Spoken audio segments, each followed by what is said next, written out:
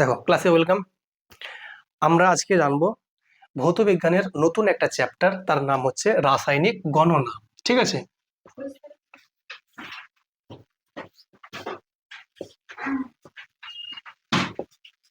রাসায়নিক গণনা। ঠিক আছে, এটা হচ্ছে আমাদের নেক্সট চ্যাপ্টার ভৌত বিজ্ঞানে। অত্যন্ত দারুণ চ্যাপ্টার, তোমরা ক্লাসটা প্রথম থেকে শেষ অবধি দেখো, আশা করি ভালো লাগবে। ঠিক আছে, দেখো রাসায়নিক এর মানে হচ্ছে কেমিক্যাল। ঠিক আছে, কি বলো? কেমিক্যাল। গণনা মানে হচ্ছে ক্যালকুলেশন, মানে আমরা হিসেব করব, ক্যালকুলেশন করব, ক্যালকুলেশন। ঠিক আছে, এটা ইংলিশে না, এটা হচ্ছে বাংলায় রাসায়নিক গণনা বা কেমিক্যাল ক্যালকুলেশন। এখন জানতে হবে আমরা স্যার কিভাবে ক্যালকুলেট করব বা কি ক্যালকুলেট করব, সেটাই আজকে বুঝবো। ঠিক আছে, তার আগে তোমরা ক্লাস 9-এ জেনে এসছো যে কোনো যখন রাসায়নিক বিক্রিয়া সংঘটিত হয়, স্যার বিক্রিয়া কি জিনিস? বিক্রিয়া মানে হচ্ছে দুটো কোনো পদার্থ বা তারও বেশি হতে পারে, এরকম দুটো কোনো পদার্থ এক জায়গায় মার্চ করলাম। ঠিক আছে, দিয়ে কোনো একটা বাইরে থেকে তাপ দিলাম বা প্রেসার দিলাম, দিয়ে ওরা পরস্পর বিক্রিয়া করে নতুন একটা পদার্থ উৎপন্ন করলো, এটার নাম হচ্ছে রাসায়নিক বিক্রিয়া। জিনিসটা লিখি আগে, তাহলে ভালো বুঝবে। দেখো মন দিয়ে বোঝো, রাসায়নিক বিক্রিয়া কি জিনিস। রাসায়নিক বিক্রিয়া ব্যাপারটা বুঝতে হবে। বিক্রিয়া কথার মানে হচ্ছে পরস্পরের সঙ্গে রিয়াকশন ঘটাবে, মানে একে অপরের সঙ্গে ক্রিয়া বিক্রিয়া ঘটাবে আর নতুন কোনো কিছু একটা উৎপন্ন করবে, তার নামই হচ্ছে রাসায়নিক বিক্রিয়া। কেন বলছে রাসায়নিক? রাসায়নিক কথার মানে হচ্ছে ভেতর থেকে চেঞ্জ হবে, শুধু বাইরে বাইরে নয়, ভেতর থেকে চেঞ্জ হবে। বুঝতে পেরেছো? মানে ধরে নাও তোমাকে আমি বললাম ফর এক্সাম্পল যে কি বলবো, তুমি নিয়েছো হাইড্রোজেন গ্যাস, নিয়েছো কি নিয়েছো? হাইড্রোজেন। ওকে, আর তুমি নিয়েছো অক্সিজেন। তো তোমরা জানো যে হাইড্রোজেন যে গ্যাস আছে সেটাকে H2 বলি, অক্সিজেনকে O2 বলি। কেন? অক্সিজেনের দুটো পরমাণু আর হাইড্রোজেনের দুটো পরমাণু, এই দুটো পরমাণু মিলে এটা একটা অণু, এটা একটা অণু। এরা পরস্পর প্লাস লিখলাম, মানে পরস্পর বিক্রিয়া করলো, বিক্রিয়া করে উৎপন্ন হলো H2O, মানে জল উৎপন্ন হলো। কি হলো? জল। তাহলে হাইড্রোজেন আর অক্সিজেন পরস্পর মিশে পেলাম আমি জল, পেলাম তো। তাহলে এটার নাম হচ্ছে একটা বিক্রিয়া। কোন বিক্রিয়া? রাসায়নিক বিক্রিয়া। দেখো এটা ছিল হাইড্রোজেন, ছিল অক্সিজেন, আর পেয়েছি একটা ভিন্ন ধর্মের জিনিস, জল পেলাম। তাহলে পুরোপুরি চেঞ্জ হয়ে গেল না?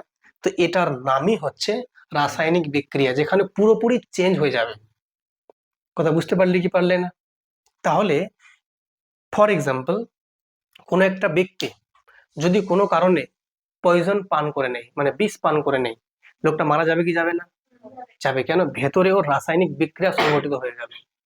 রাসায়নিক বিক্রিয়া সংঘটিত হওয়ার পর ভেতরে যা ছিল সম্পূর্ণ চেঞ্জ হয়ে গেল, যা ছিল সব পুরে চেঞ্জ হয়ে গেল, তো লোকটা বাঁচবে কি করে? এটা হচ্ছে রাসায়নিক বিক্রিয়া। বুঝতে পারছো আশা করি? হ্যাঁ, তাহলে রাসায়নিক বিক্রিয়া কথার মানে হচ্ছে পুরোপুরি চেঞ্জ হয়ে যাবে, নতুন কিছু উৎপন্ন হবে, এটার নাম রাসায়নিক বিক্রিয়া। এই রাসায়নিক বিক্রিয়া থেকে আমরা এই যে জিনিসগুলো লিখছি H2O2 H2O, এদের হিসেব করব। কি করবো? এদের হিসেব করব। এই হিসেবটাকে বলছি রাসায়নিক গণনা বা কেমিক্যাল ক্যালকুলেশন। তাহলে এগুলো হচ্ছে কেমিক্যাল ক্যালকুলেশন। বুঝতে পেরেছো না পারোনি? এবার তুমি এবার রান্না বান্না করছো বাড়িতে, কি করছো? রান্না বান্না তুমি দিয়েছো ওখানে, মনে করো রান্না করছো কিছু একটা সবজি, মনে করো। ঠিক আছে, তুমি রান্না করছো বেগুন আলু সব একসঙ্গে দিয়ে রান্না করছো তুমি, দিয়ে পুরোপুরি চেঞ্জ হয়ে গেল না? তুমি ছিল, প্রথম ছিল বেগুন আলু, ওর স্বাদ যেমন ছিল কাঁচা অবস্থায়, রান্না করার পর স্বাদটা পুরো চেঞ্জ হয়ে গেছে না? এটা কি ঘটেছে? রাসায়নিক বিক্রিয়া ঘটে গেছে। বুঝলে? তো এই যে ছিল একরকম, আর এটা তাপ দিলাম, তারপর তোমার এত কিছু মশলাপাতি অ্যাড করলাম, দিয়ে পুরোপুরি চেঞ্জ হয়ে নতুন কিছু পেলাম, এটার নামই রাসায়নিক বিক্রিয়া। এই রাসায়নিক বিক্রিয়ায় আমরা দেখব যে এগুলো হিসাব কিভাবে করতে হয়। যেমন কি কি হিসাব করবো স্যার? এখান থেকে হতে পারে এটা কতখানি ভর আছে, এর কতখানি ভর আছে, এর কতখানি ভর, তাহলে ভর হিসাব করলাম।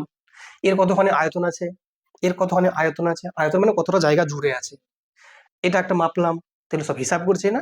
এই হিসাবগুলো করবো আজকে আমরা খুব সহজ ভাবে। টেনশনের কোনো কারণ নাই, এটা হচ্ছে কেমিক্যাল ক্যালকুলেশন বা রাসায়নিক গণনা। কোনো সমস্যা বুঝতে কারোর?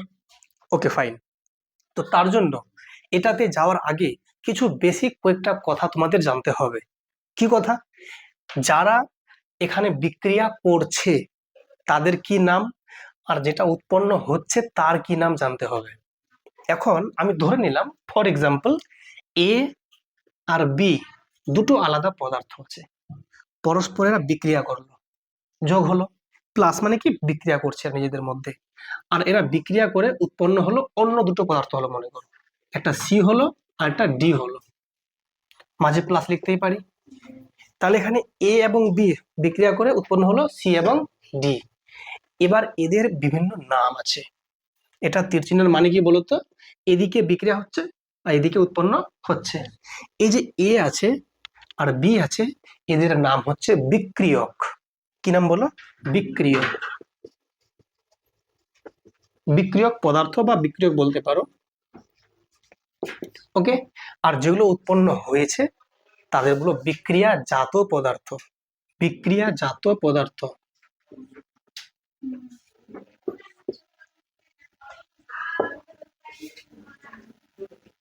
কোনো সমস্যা বুঝতে কারোর?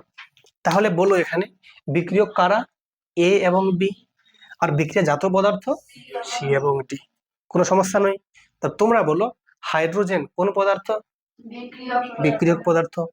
অক্সিজেন বিক্রিয়ক। অক্সিজেন বিক্রিয়ক। আর H2O বিক্রিয়াজাত পদার্থ। কোনো সমস্যা? খুব ধ্যান দিয়ে বুঝবে, হ্যাঁ। প্রথম থেকে যদি মন দিয়ে বোঝো, শেষের দিকে গিয়ে দেখবে ইজি লাগবে। আর প্রথম থেকে যদি মনটা না দাও, মন আছে বাইরে, তাহলে কিন্তু দেখবে টাফ হয়ে যাবে। ঠিক, মনটা দেওয়াটা খুব জরুরি। শুধু এখানে না, যে কোনো টিউশনে যখন পড়বে মনটা দিয়ে ভালো করে শুনবে, হ্যাঁ। তাহলে এই যে বললাম বিক্রিয়ক পদার্থ, আরেকটা বললাম বিক্রিয়াজাত পদার্থ। ঠিক আছে। এই দুটো পদার্থের ক্ষেত্রে আমরা এই যে রাসায়নিক বিক্রিয়া বলেছি, এই রাসায়নিক বিক্রিয়া থেকে বা এখান থেকে হোক বা এখান থেকে হোক, এটা একটা উদাহরণ, মানে এটা একটা জাস্ট নর্মাল একটা সাধারণ লিখেছি আমরা বিক্রিয়া, আর এটা একটা উদাহরণ মানে এক্সাম্পল দিয়েছে যেটা ঠিকঠাক এক্সাম্পল। আচ্ছা, তো এবার এখান থেকে আমরা দেখব যে এই রাসায়নিক বিক্রিয়া থেকে যেটা আমরা এখানে লিখছি না, এই যে এটা লিখছি এখানে কিনা, এটার নাম হচ্ছে রাসায়নিক বিক্রিয়ার সমীকরণ। কি বলে এটার নাম? রাসায়নিক বিক্রিয়ার সমীকরণ। ঠিক আছে। তো এই রাসায়নিক বিক্রিয়ার যে সমীকরণ, এটা লিখি এখানে আমি রাসায়নিক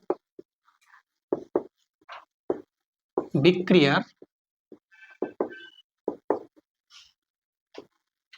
সমীকরণ।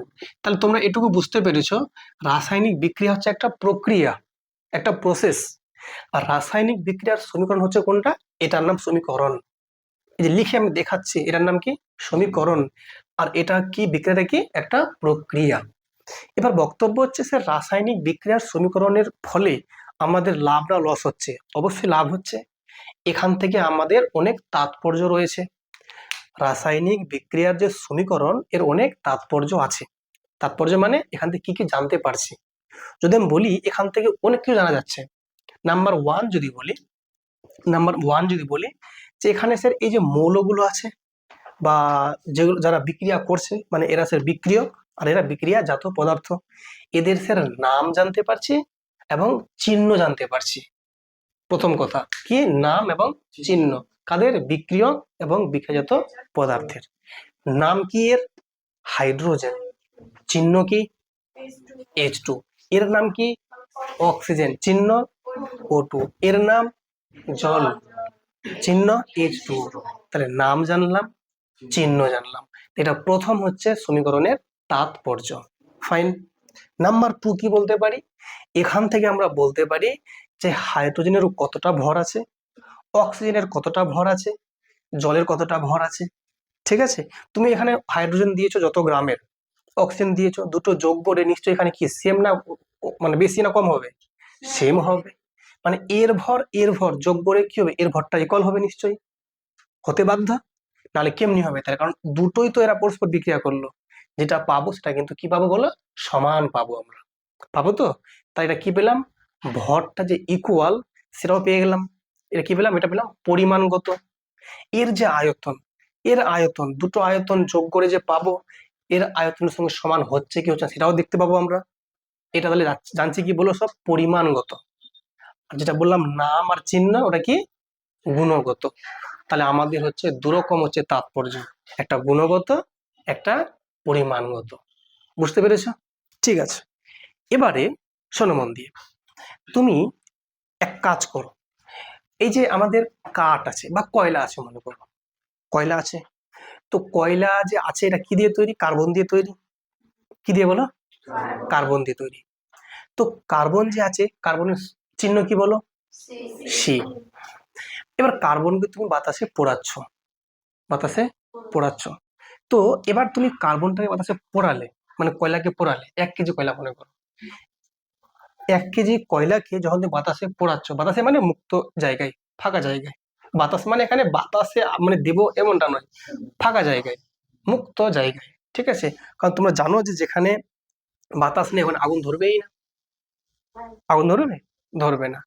তো এবার তুমি কার্বনকে পোড়ালে, তো পোড়াও মানে কি এখানে অক্সিজেন তাহলে যুক্ত হবে, বিক্রিয়া হবে, কি উৎপন্ন হবে? CO2 উৎপন্ন হবে। তাহলে কার্বনের সাথে মানে কয়লার সাথে অক্সিজেন বিক্রিয়া করলো, উৎপন্ন হলো CO2, একটা কি গ্যাস, গ্যাস তো। তাহলে সেই গ্যাসের যে ওজন, তাহলে কার্বন আর অক্সিজেন মিলে যে ওজন কি হওয়া উচিত? সমান হওয়া উচিত, উচিত। কিন্তু এরা সমান হচ্ছে না। কেন হচ্ছে না? কারণ হচ্ছে যখন তুমি কোনো একটা কয়লাকে পোড়ালে, সেই কয়লাটাকে পোড়ানোর ফলে শুধু কি তুমি গ্যাসটাই পাচ্ছ না, তাপও পাচ্ছ। তাপ পাচ্ছ, তুমি আবার কি পাচ্ছ বলো? তাপ পাচ্ছ। তা কিছুটা ভর তো তাপে রূপান্তরিত হচ্ছে নিশ্চয়ই। তাহলে তাপের তো স্যার ভর নেই, আবার তাপের কি ভর আছে? তো তাপের স্যার যখন ভর নেই, তো এরা কি করে স্যার অ্যাড হয়ে সমান হবে? কথা ক্লিয়ার না? ক্লিয়ার না? তো নিয়ম হচ্ছে কি, তার মানে এটার ভর এটার ভর যোগ করে 100 হয়েছে মনে করো, উদাহরণ ধরো 100, আর এটার হয়েছে ধরে নাও মনে করো 50। তাহলে 50 ঘাটতি আসছে না? কেন? তাপে রূপান্তরিত হয়েছে। তো স্যার 50 ছিল ভর, আর তাপ তো স্যার তাপ একটা শক্তি, কি করে সমান? বলছে ভরটা শক্তিতে রূপান্তরিত হয়েছে। ভরটা কি হয়েছে বলো? শক্তিতে রূপান্তরিত হয়েছে। ক্লিয়ার না? ক্লিয়ার না? তাহলে তোমরা এটুকু জেনে গেলে যে ভর কিন্তু শক্তিতে রূপান্তরিত হয়। আরেকটা ভালো এক্সাম্পল দিচ্ছি। তুমি এই যে খাওয়া দাওয়া করছো, খাচ্ছি কতটা পরিমাণ? খাচ্ছি না? তা যে হারে খাচ্ছি প্রতিদিন, খাবারটা অ্যাড হচ্ছে শরীরে, অ্যাড হচ্ছে কি হচ্ছে না? তাহলে আমাদের মানে ওজন যে হারে বাড়া উচিত ছিল, যে আজকে স্যার খেলাম স্যার 1 কেজি, কালকে 1 কেজি, তো রোজ 1 কেজি করে বাড়ার কথা, বাড়ছে? যাচ্ছে কোথায় খাবারটা? বেরিয়ে যাচ্ছে না? বেরোচ্ছে তো, অল্প বেরোচ্ছে, বেরোচ্ছে অল্প, মানে তুমি খাচ্ছ তুমি 1 কেজি, 1 কেজি বেরোচ্ছে, গেল কোথায় খাবারটা? খাবারটা গেল কোথায় বলো? ওই খাবারটা মানে ভর একটা তো, ওই ভরটা ট্রান্সফার হচ্ছে কিসে?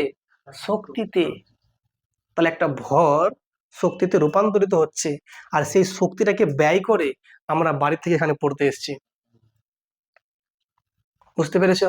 একটা লোককে সারাদিন খাওয়াওনি মনে করো, সারাদিন না খেয়ে আছে, আর ওকে বললাম তুমি এখান থেকে ওখানে যাও, যেতে পারবে? ওই যেতে পারবে না। কেন? ওর শরীরে এনার্জিই নেই, এনার্জি নেই। ও বলছে এসছি স্যার, তোমাকে 2 দিন খাওয়াইনি। কয়দিন? তোমাকে 2 দিন খাওয়াইনি। তখন বলে যাও এবার হেঁটে, তুমি এসে চা চলে যাও, হেঁটে যেতে পারবে? যেতে পারবে না। কেন? এনার্জি নেই শরীরে। তখন কি হবে? তখন তোমাকে বললাম খাওয়া দাওয়া করো এবার, তখন তুমি 1 থালা ভাত নিয়ে খেতে বসলে, এবার সেই খাবারটা খাওয়ার পর এনার্জি আসবে কি আসবে না? সেই খাবারটা ভর গেল শরীরে, এই ভরটাতে কি হলো? এনার্জি পেলাম। সেই এনার্জিটা কি করবে? এবার আমাকে শক্তি দেবে, তোর হাঁটো। তার মানে এটুকু তো বুঝতেই পারছি, ভর কিন্তু শক্তিতে রূপান্তরিত হচ্ছে। এইটা শক্তি যে রূপান্তরিত হচ্ছে যে প্রক্রিয়ায়, তার জন্য একটা ফর্মুলা আছে, তার জন্য একজন বিজ্ঞানী আছেন আমাদের, বিজ্ঞানী আইনস্টাইন। কি নাম? আইনস্টাইন। ওই আইনস্টাইন কি করবেন, একটা ফর্মুলা দেবেন, সেটা হচ্ছে E equal to M C square. E equal to M C square. E মানে হচ্ছে কি বলতো, এনার্জি, শক্তি। এম মানে হচ্ছে ভর, মাস। আর সি মানে হচ্ছে একটা আলোর গতিবেগ। সি মানে হচ্ছে আলোর গতিবেগ বা ভেলোসিটি। প্রত্যেকের একটা মান আছে। তো এবার ধরে নাও তুমি, শোনো মন দিয়ে, তুমি কোনো একটা বস্তু আছে, ওই ভর আছে এম মনে করো। এই এম ভরটাকে যদি তুমি পুরোপুরি রূপে কনভার্ট করতে চাও শক্তিতে, তাহলে এই এম ভরের শক্তি মানে এম ভরটা যদি শক্তিতে রূপান্তর করো, তাহলে এম এর সঙ্গে গুণ করবে সি স্কোয়ার। সি এর মান কত? সি এর মান হচ্ছে 3 × 10⁸ মিটার পার সেকেন্ড স্কোয়ার। এটা এসআই পদ্ধতিতে, ঠিক আছে।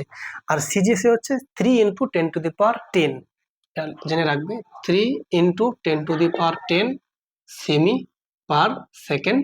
স্কোয়ার হবে না এখানে, শুধু সেকেন্ড হবে, ঠিক আছে। গতিবেগ যেহেতু বলছে, এখানে কি বলছে, গতিবেগ। তাহলে 3 × 10⁻10 সেন্টিমিটার পার সেকেন্ড, এইটা হচ্ছে ওর গতিবেগ, আলোর গতিবেগ। কার গতিবেগ বলো? আলোর গতিবেগ।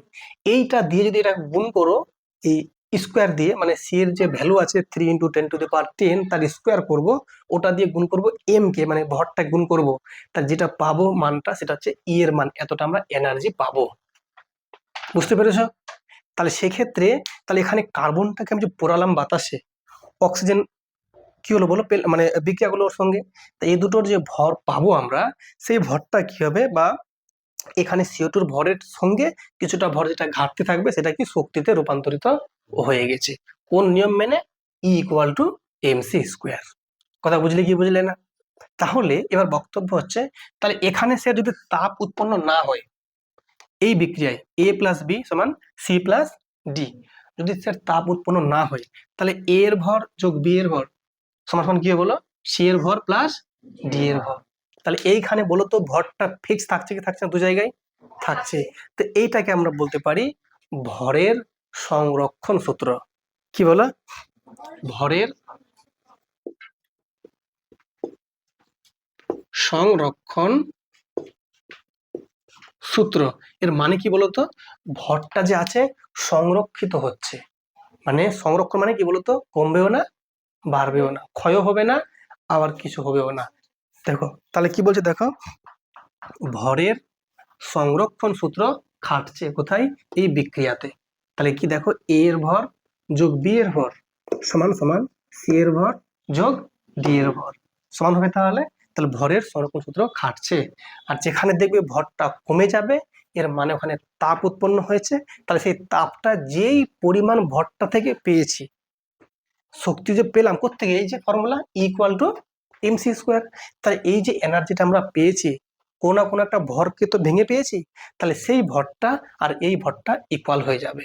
তাহলে এখান থেকে আমরা বলতে পারি শক্তির কি বলো, সংরক্ষণ সূত্র কিন্তু হচ্ছে। তো আমরা এখানে শক্তির আলাদা করে বলবো না, এই ভরটাকে শোনো মন দিয়ে, এটা কার সূত্র হচ্ছে সংরক্ষণ? এখানে ভরের। এখানে ভরের হচ্ছে কিন্তু শক্তিটা চলে আসছে না। তাহলে ভর আর শক্তিকে একসঙ্গে বলবো আমরা ভর ও শক্তির নিত্যতা সূত্র। কি বলবো তার সূত্রটা বলো আমরা? ভর ও শক্তির নিত্যতা সূত্র। কিরকম ব্যাপারটা? তোমরা বলবে পৃথিবীতে মোট ভরের পরিমাণটা স্থির, ভর ও শক্তির পরিমাণটা স্থির। শুধুমাত্র কি হয়, ভরটা রূপান্তরিত হয় শক্তিতে আর শক্তি ভরে। এই রূপান্তরের ফলে কিন্তু আমরা দেখতে পাচ্ছি মোট যে পরিমাণটা ফিক্স। বুঝতে পেরেছো? এখানে তুমি বলবে স্যার ভরটা কমে গেছে, কোনো সমস্যা নেই, তাপ তো পেয়েছি, পেয়েছে না পাইনি? তাহলে পৃথিবীতে ভর এবং শক্তির পরিমাণটা স্থির, একে সৃষ্টি করা যায় না, ধ্বংস করা যায় না। শুধুমাত্র কি হয়, ভর শক্তিকে আর শক্তিকে ভরে রূপান্তর করা যায় বা রূপান্তরিত হচ্ছে। তো এটা হচ্ছে ভর এবং শক্তির নিত্যতা সূত্র। বুঝতে পারলে? এটা পারলে না? এইবারে তোমরা বলবে এই যে আছে হাইড্রোজেন, তো এখানে হাইড্রোজেন কতগুলো অণু আছে? একটা অণু।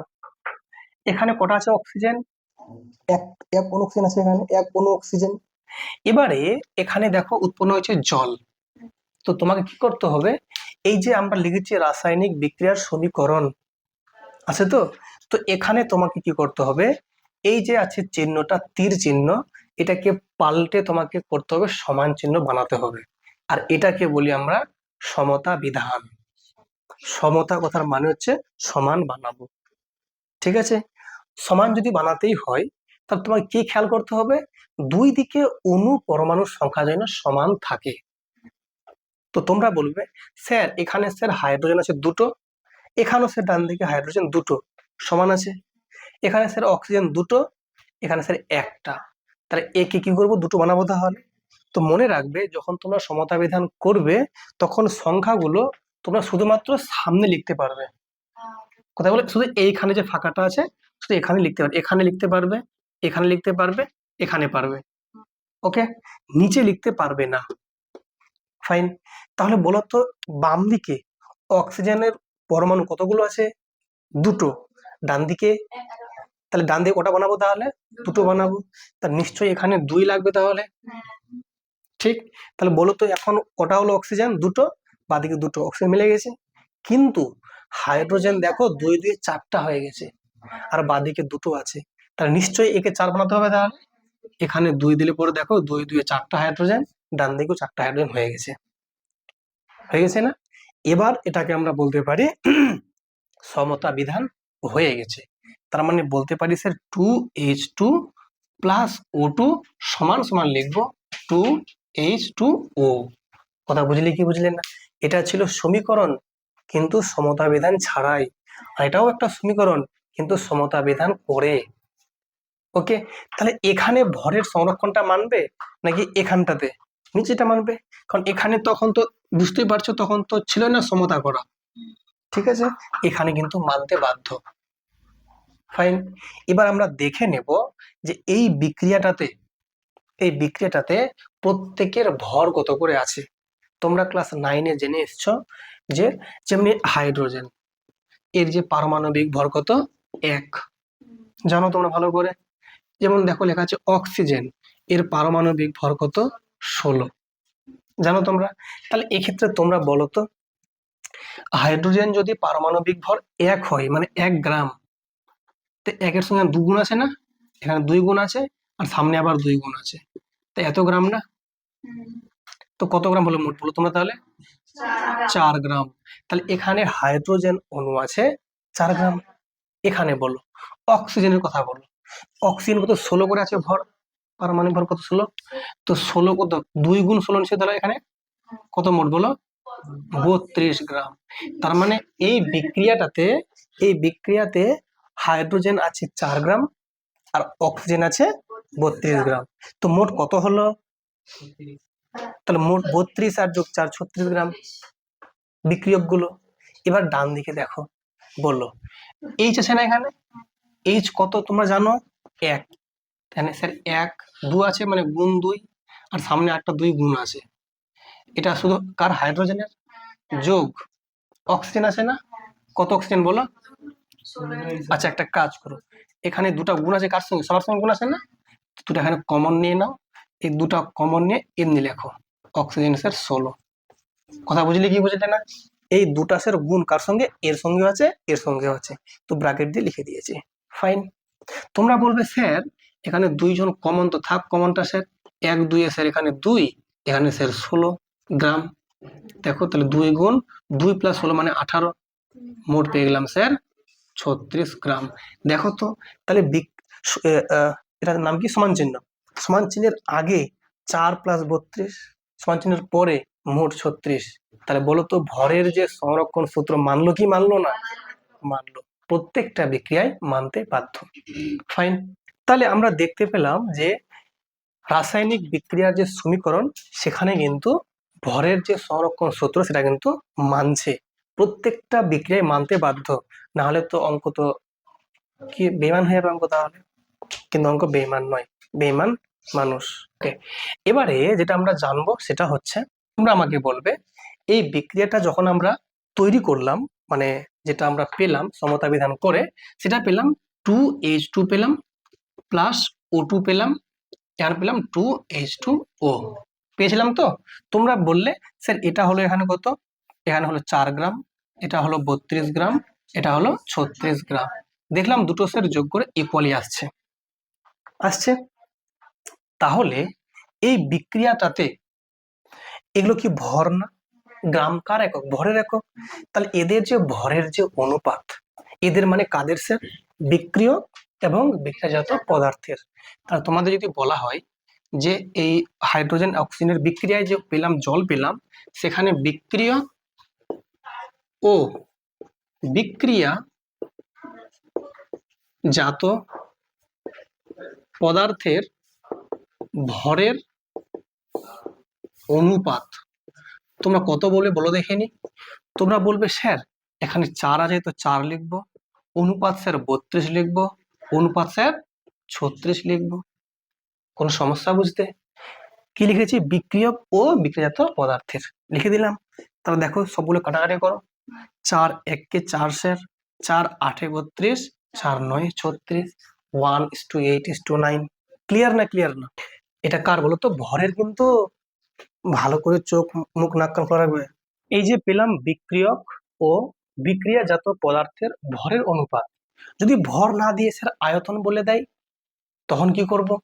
ধরে নাও লেখা আছে এবারে যে বিক্রিয়ক ও বিক্রিয়াজাত পদার্থের আয়তনের অনুপাত, আয়তনের অনুপাত। তোমরা এখন নিশ্চয়ই বলবে স্যার আয়তন মানে কি? কত মোল আছে? তোমরা দেখতে পাচ্ছ স্যার হাইড্রোজেন স্যার 2 মোল, অক্সিজেন স্যার এখানে কিছু নেই মানে স্যার 1 মোল, আর স্যার জলীয় বাষ্প বা জলটা কত আছে? 2 মোল। কত বলো? 2 মোল। তাহলে এদের যে অনুপাত কাদের বলো? আয়তনের। স্যার তাহলে 2 অনুপাত 1 অনুপাত 2, তাহলে 2:1:2। তাহলে প্রশ্ন কিন্তু দুরকম আসতে পারে। এইরকম একটা বিক্রিয়া দিয়ে দিল আর দিয়ে বলল বিক্রিয়ক এবং বিক্রিয়াজাত পদার্থের ভরের অনুপাত কত। যদি ভর বলে ভরটা তোমাকে আগে বের করতে হবে, তারপর অনুপাত আসবে। আর যদি বলে আয়তন, জাস্ট সামনের সংখ্যাগুলো হয়ে গেল আয়তন। ফাইন। এবারে তোমাদের একটা চার্ট মুখস্থ করতে হবে, দেখাচ্ছি। সেটা হচ্ছে কি বলতো? পারমাণবিক ভরের মানে কতটা পরিমাণ রয়েছে। কোন একটা মৌল আছে, একটা মৌল বললাম, আর পারমাণবিক ভর।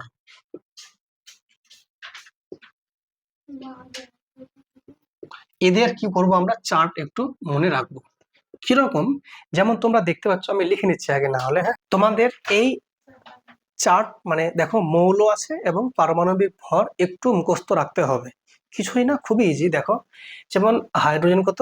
1, carbon 12, nitrogen 14, oxygen 16, fluorine 19, sodium 23, magnesium 24, aluminium 27, silicon 28, phosphorus 31, sulphur 32, chlorine 35.5, potassium 39, calcium 40, লোহা 55.5, তামা 63.5, জিঙ্ক বা দস্তা 65.5, আর ব্রোমিন 79.90। এগুলো একটু মনে রাখতে হবে। তাহলে কি বলতো, এই চ্যাপ্টার থেকে যেগুলো আমরা হিসেব করব, কি করব? ক্যালকুলেশন করব, তাহলে সুবিধা হবে। কেন? ওই যে ভরগুলো আমরা বের করলাম, যেমনি আমাদের এর আগের বিক্রিয়াতে ছিল হাইড্রোজেন প্লাস অক্সিজেন, তো আমরা শুধুমাত্র এই হাইড্রোজেন দিয়ে আর অক্সিজেনের কাজটা করে নিলাম। কিন্তু যদি পরীক্ষায় অন্য বিক্রিয়া দেয় তো তোমাকে এগুলো একটু কি করতে হবে? মনে রাখতে হবে। তাহলে কি ম্যাথটা ইজি হয়ে যাবে। ঠিক আছে? জাস্ট কয়েকটা, বেশি তো নেই, একটু জাস্ট কষ্ট করে মনে রাখবো। দেখো কয়েকবার দেখলেই মনে থেকে যাবে। হাইড্রোজেন কত বলো? 1, carbon 12, nitrogen 14, oxygen, fluorine, sodium, magnesium, aluminium, silicon, phosphorus, sulphur, chlorine 5, হ্যাঁ, পটাশিয়াম, ক্যালসিয়াম, লোহা 55.5, কপার, জিঙ্ক, ব্রোমিন, হ্যাঁ 90। ঠিক, এইগুলো আমাদের কিন্তু একটু মনে রাখবো। তাহলে কি হবে? হিসাবগুলো করতে, এই যে হিসাবগুলো করবো আমরা, গণনা করব, সুবিধা হবে। চলো এবার আমরা দেখে নেবো প্রথম ম্যাথটা কি লেখা আছে। দেখো এটা হচ্ছে সাতরা প্রকাশনের বই, পেজ নাম্বার 23-এ দেখো লেখা আছে রাসায়নিক গণনা। তো প্রথম যে ম্যাথটা দেখো কি লেখা আছে। দেখো বলেছে অ্যামোনিয়াম সালফেটকে কৌস্টিক সোডা দ্রবণ সহ উত্তপ্ত করে 6.80 গ্রাম অ্যামোনিয়া উৎপন্ন করতে কত গ্রাম অ্যামোনিয়াম সালফেট প্রয়োজন হবে, তাই তো? তার মানে এখানে বিক্রিয়া ঘটাচ্ছে আগে, কার কার বিক্রিয়া ঘটাচ্ছে বলতো? বিক্রিয়া হচ্ছে অ্যামোনিয়াম সালফেটের সাথে কস্টিক সোডা দ্রবণ, তাই তো? এদের বিক্রিয়া করে উৎপন্ন হবে কি? অ্যামোনিয়া। কি বলো? অ্যামোনিয়া। যেটা অ্যামোনিয়া তৈরি হবে সেটা দরকার আমার 6.80 গ্রাম। তাহলে কতটা পরিমাণ অ্যামোনিয়াম সালফেট আমি দেব? বুঝতে পেরেছো কথাটা? ওকে, তার আগে দেখো কি লেখা আছে, অ্যামোনিয়াম সালফেট। তোমাকে এখন জানতে হবে যে এই অ্যামোনিয়াম সালফেটের সংকেত কি। ঠিক আছে, এর সংকেত হচ্ছে NH4 দেখো এই যে দেখো NH4 এটা হচ্ছে অ্যামোনিয়াম সালফেট। Okay fine. এই যে অ্যামোনিয়াম সালফেটটা আছে এর সঙ্গে কার বিক্রিয়া হবে বলো? Caustic soda. এখন জানতে হবে কোস্টিক সোডার সংকেত কি। এটা হচ্ছে NaOH। NaOH, ঠিক আছে, বা এর আরেকটা নাম আছে সোডিয়াম হাইড্রোক্সাইড। কি নাম বলো? Sodium hydroxide. আর সংক্ষেপ বলছে NaOH। এর অপর নাম কোস্টিক সোডা। প্রশ্ন পরীক্ষা আসতেই পারে যে কোস্টিক সোডার সংকেত কি? NaOH। বা কোস্টিক সোডার রাসায়নিক নাম কি? Sodium hydroxide. ফাইন। তাহলে এই যে বললাম এটার নাম কি বললাম? Ammonium sulphate. এটা হচ্ছে কোস্টিক সোডা। এদের মধ্যে বিক্রিয়া করব, প্লাস দিলাম। তাহলে কি উৎপন্ন হবে বলছে বলো? উৎপন্ন হবে অ্যামোনিয়া। তো অ্যামোনিয়া তো উৎপন্ন হবে, তার পাশাপাশি আরো কিছু যৌগ উৎপন্ন হবে। কারা হবে? যেমন একটা হবে Na2SO4, Na2SO4, আর তার সঙ্গে উৎপন্ন হচ্ছে আমাদের অ্যামোনিয়া। আর অ্যামোনিয়ার সঙ্গে কিছু পরিমাণ উৎপন্ন হবে জল। কি বলো? জল উৎপন্ন হবে। কথা বুঝলে কি বুঝলে না? এটা হচ্ছে আমাদের বিক্রিয়ার সমীকরণ। আশা করি বুঝতে পেরেছো। হ্যাঁ, লিখবে এখানে বিক্রিয়ার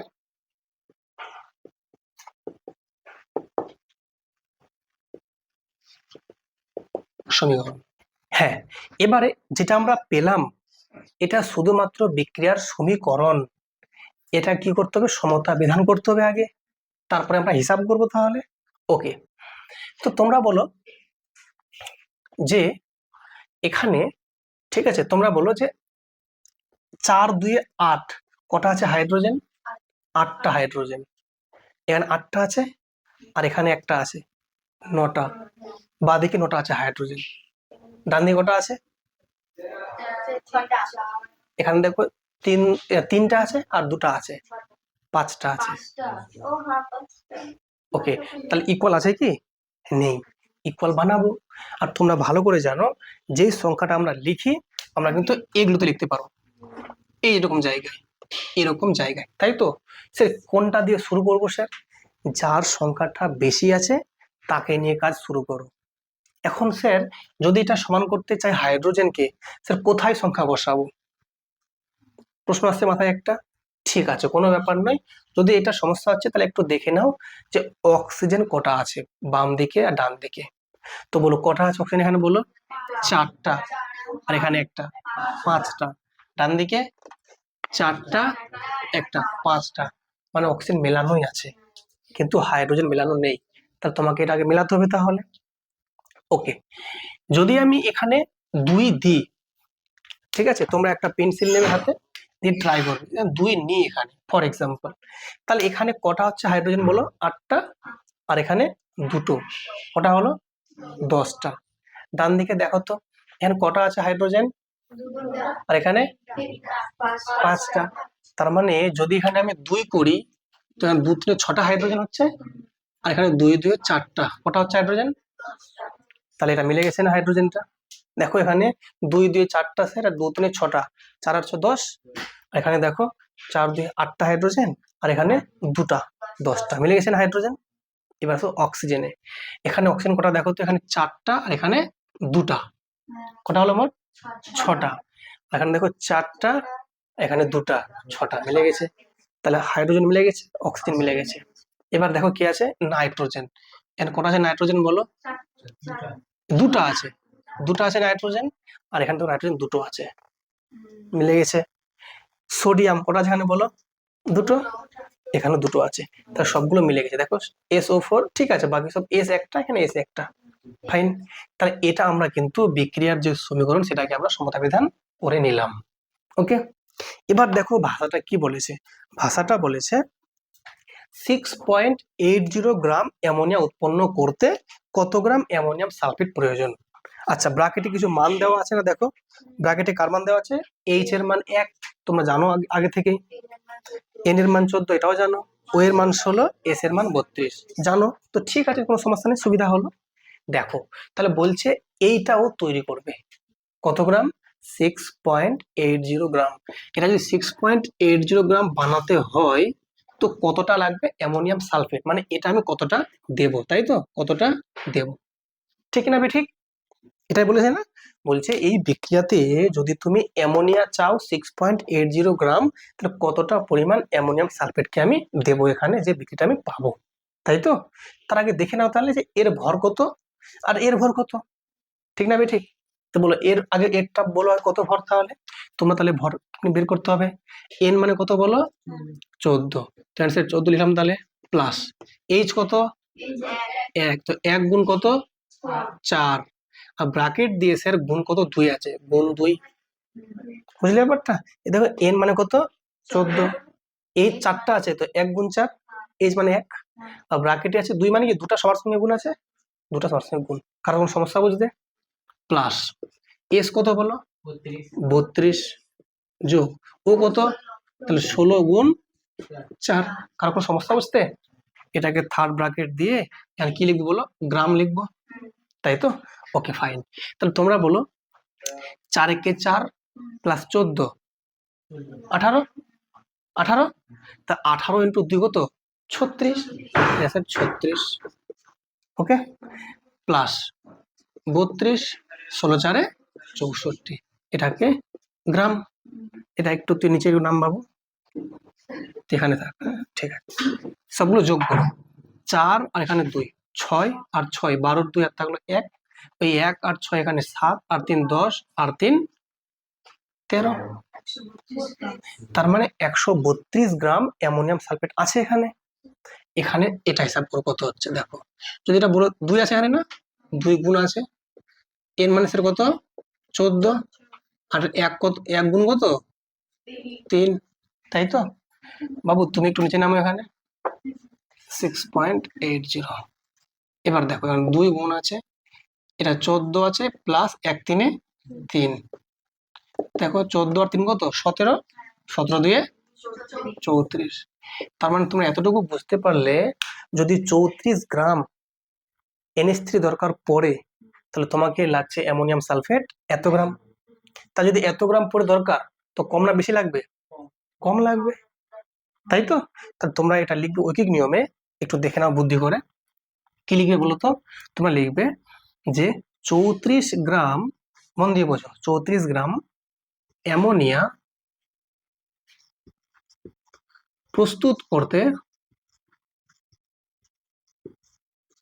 করতে অ্যামোনিয়াম সালফেট প্রয়োজন, অ্যামোনিয়াম সালফেট প্রয়োজন কতটা বলো, না 34, সরি হ্যাঁ ঠিক ঠিক 132 গ্রাম, ঠিক 132 গ্রাম, একটু ভালো করে লেখো পরিষ্কার করে, ঠিক।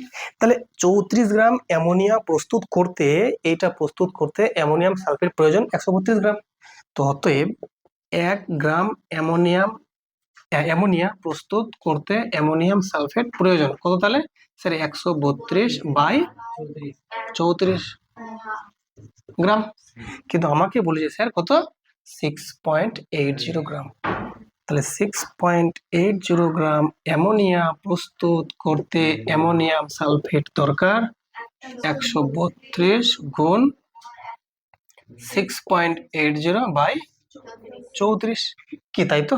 তোমরা একটা কথা বলো, স্যার পয়েন্টটা তুলে কি করব, দশমিক নেব, তাই তো। দেখো ভালো করে, এখানে একটা শূন্য শূন্য কেটে গেল, 34 2 এ স্যার 68, দেখো এখানে 2 2 এ স্যার 4, 2 3 এ স্যার 6, 2 1 কে 2, আর নিচে স্যার 10, এর মানে 26.4 গ্রাম, কারণ একটা শূন্য মানে একটার পর পয়েন্ট ডান দিক থেকে। বুঝতে পারছো না পারোনি? এই যে ম্যাথটা আছে ভালো করে পড়ো, কি লেখা আছে দেখো। বলছে এটা হচ্ছে 2 নাম্বার অঙ্ক। দেখো বলছে 100 গ্রাম হাইড্রোজেন পেতে হলে কত গ্রাম ম্যাগনেসিয়ামের সঙ্গে লঘু H2SO4 এর বিক্রিয়া ঘটাতে হবে। H2SO4 কে বলা হচ্ছে সালফিউরিক অ্যাসিড। Okay fine. এবার তার মানে এটুকু বুঝতে পারছো বিক্রিয়া হচ্ছে ম্যাগনেসিয়ামের সঙ্গে সালফিউরিক অ্যাসিডের, তাই তো? দেখো ম্যাগনেসিয়ামের সঙ্গে লঘু সালফিউরিক অ্যাসিড, তার মানে এটা হচ্ছে তাহলে স্যার ম্যাগনেসিয়াম, আর এটা কি সালফিউরিক অ্যাসিড H2SO4, বিক্রিয়া মানে প্লাস। তাহলে এই ম্যাগনেসিয়ামের সঙ্গে লঘু সালফিউরিক অ্যাসিডের বিক্রিয়া ঘটালাম, আর উৎপন্ন কে হবে না হাইড্রোজেন পেতে হলে, মানে উৎপন্ন হবে হাইড্রোজেন, তাই তো? ভালো করে তাকাও একটু দেখো, এখানে হাইড্রোজেন যদি পেতে হয় তার মানে নিশ্চয়ই এই H2টা স্যার এটা এখানে চলে এসছে, তাহলে থাকলো পরে কি Mg আর SO4, লিখবে MgSO4 মাঝখানে প্লাস। ক্লিয়ার না? তাহলে দেখো Mg মানে ম্যাগনেসিয়ামের সঙ্গে H2SO4 এর বিক্রিয়ায় উৎপন্ন হলো কে, দেখো ভালো করে উৎপন্ন হয়েছে H2, তখন H2 উৎপন্ন হয়েছে, থাকলো পরে কে MgSO4। ফাইন। তাহলে এবার তোমরা বলবে যে এটা কি করতে হবে বলো, এটা করতে হবে তোমাকে সমতা বিধান, রাইট? তার এখানে লেখো এটা হচ্ছে বিক্রিয়ার সমীকরণ।